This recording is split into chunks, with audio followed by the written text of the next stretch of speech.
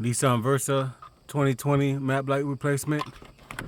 So you just grab it from the back and pull it out. It'll just pop out. Then there's two plugs, one here and one down there.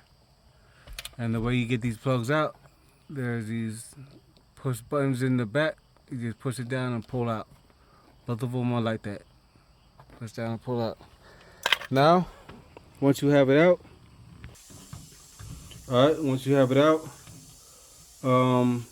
there's these little clamps that hold it on right there. Here's the other one. I'm trying to do this one hand, but try to pop it out. I don't want to pop out. Just with my fingers. I took my fingernail and I push it down right there and popped it out. And then it comes out. And you have access to the bulb.